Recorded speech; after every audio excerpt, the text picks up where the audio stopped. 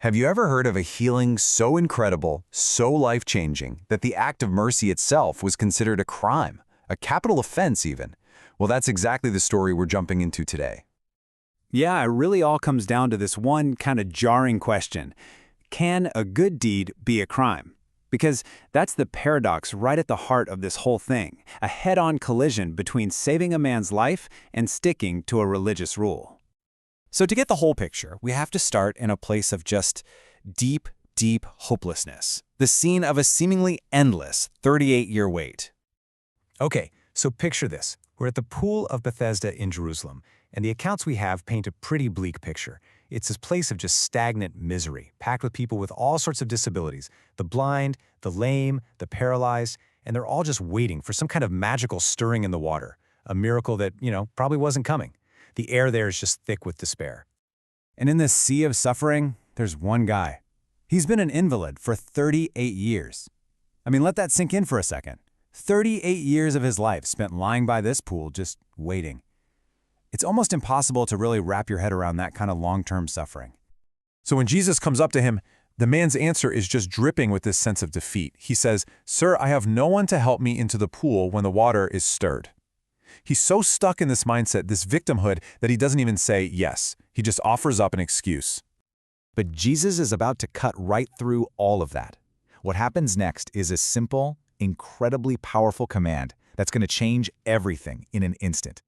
So Jesus singles this one man out of the huge crowd. He knows how long he's been there. And he asks him a question that slices through decades of hopelessness. Do you want to get well? It's so direct, it forces a choice. It demands an answer. And notice this. Jesus completely ignores the superstition, the whole ritual of the pool.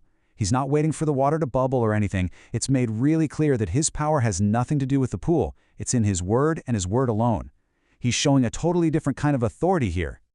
He gives 3 quick, sharp commands that just radiate power.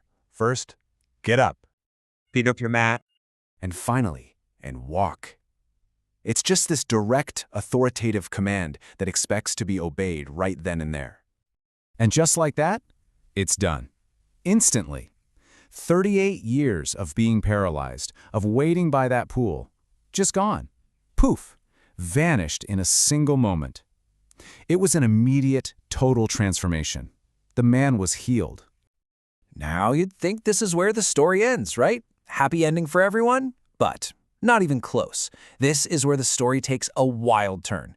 The miracle itself is what kicks off a huge controversy. So the healed man is walking through the city, probably feeling amazing, and he gets stopped by the local religious leaders. But they're not there to celebrate.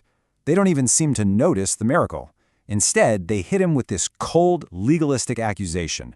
It is the Sabbath. The law forbids you to carry your mat.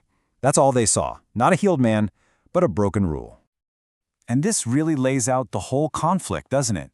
On one side, you have Jesus' priority, restoring a man's life with mercy and compassion.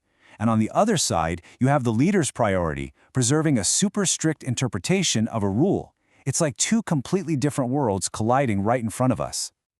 So, how does a beautiful miracle turn into, basically, a manhunt?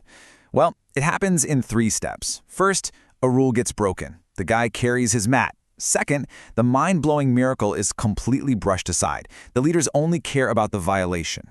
And that leads to step 3. The blame shifts to the healer, and now they're on a mission to find out who told this man to do this illegal thing.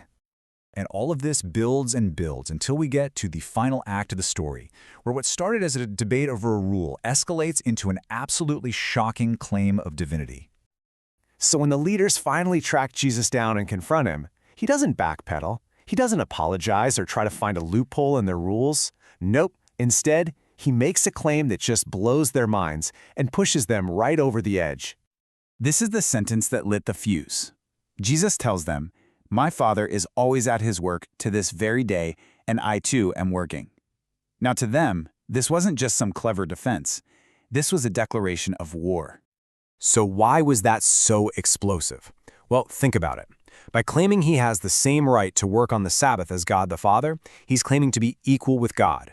And in their culture and their law, that was the ultimate sin. That was blasphemy, a crime punishable by death. He wasn't just breaking a rule. He was claiming he was above the rule itself. So when you put it all together, you see this was way more than just a healing. It's called a sign for a reason. It was designed to point to something bigger. It revealed Jesus' authority over sickness, for sure. But more than that, it was an assertion of his authority to interpret God's law, and ultimately, to prove he had a divine authority that was higher than their entire religious system. And that leaves us with a pretty heavy question, doesn't it? A story from 2,000 years ago that forces us to ask something that's still so relevant. When divine authority goes up against human tradition, who gets to decide what's right?